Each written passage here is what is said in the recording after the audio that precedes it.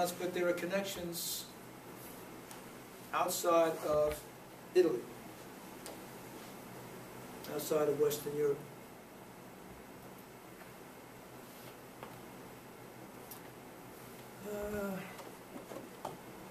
Okay, so let's stop there. I said a lot. So, are there any points of discussion? Comments? The number system, yes, no. Just one of the things that, you know, I come across in my readings, and I may have mentioned it in my class once, when you talked about Constantinople being, you know, captured by the Turks and the Greek scholars leaving Constantinople. From the math history perspective, what happens is the Europeans and the Italians were getting some of the Greek mathematical works around like 1250, because the Arabs had translated it. Through Spain. Through Spain, exactly, and Sicily. And what happened then, there was another big surge, and the Europeans were finally seeing it written in Greek for the first time. So when things get copied, sometimes they get corrupted. So they were able to really focus and compare the Arabic translations to the original Greek works, and the original Greek works were copied. You know, they didn't have, you know, everything was hand transcribed by monks. Sometimes the people transcribing it probably often didn't understand the math, and a mathematician can sometimes spot the mistake because, oh, someone who didn't know what they were writing wrote this. And, you know, other times it was just confusing. So there was a big opportunity for the mathematicians to correct the works, because prior to that they had only had the Arab translation. So there was a huge gain in knowledge when the Greek scholars came from Constantinople. Right, and the forces that brought that about started in Central Asia with the movement of the Turks west. I mean, the Turks took over almost all of the Balkans. They encircled Constantinople before they actually finished off that city. It took them about 50 to 75 years to encircle the city and lay siege to it. Here's a question for everybody.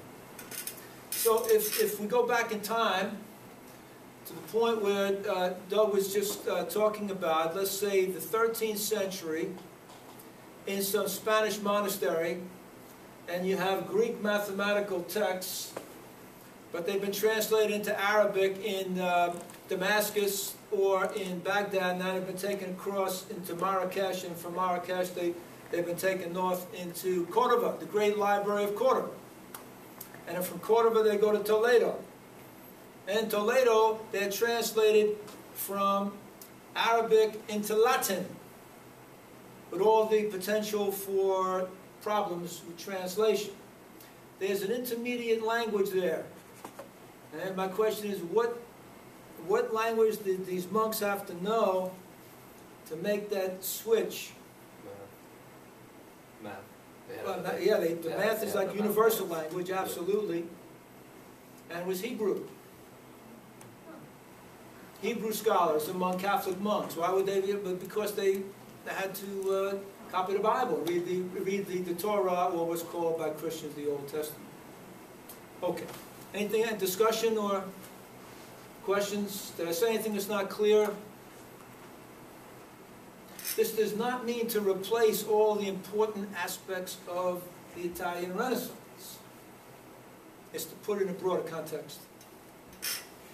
Just, I think I mentioned on the way here today, heard some NPR story about immigration, you know, contemporary issue.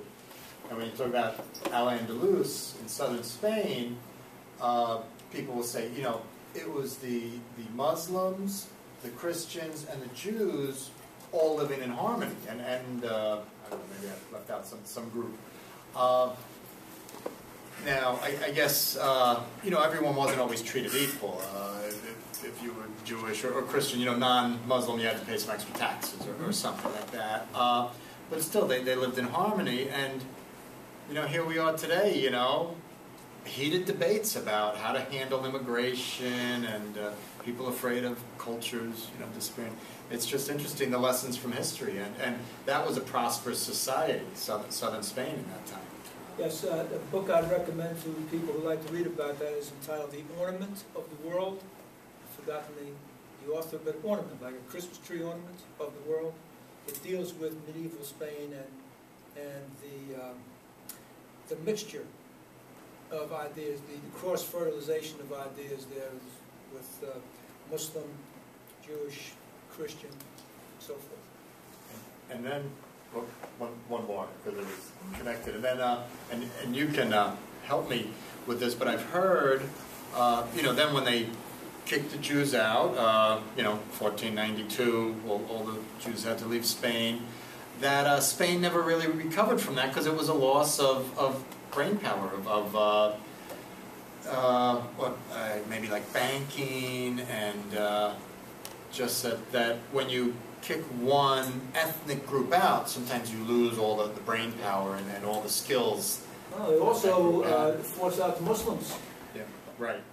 So they lost a tremendous amount of brain power. I would hesitate. Sometimes people for 2011, not you, Doug, but some people for 2011 political purposes will focus on monocausality. So we run the Jews out of 1492, Spain starts to decline. There are a lot of factors there. One other factor in the decline of early modern Spain was the huge amount of silver that fell into their laps in the Andes, in Peru, and in Mexico. They brought it back, and the king took 20% of it right off the top, and you had incredible inflation. All kinds of problems. So it's multi-causal, but yes, I mean that was a big factor. That you can make the same argument about the French, and that after the Reformation, the French forced the Huguenots out, and the Huguenots came to different areas, and some of them settled down in Mounkhall and so forth, and brought with them a lot of expertise also. Yeah, so I mean, I think there's a germ of truth in that for sure. Please. Oh, I just was curious. In terms of what was going on in China simultaneously, because you talk about the Ottomans in the 1400s, and I know that there was huge engineering feats that were going on.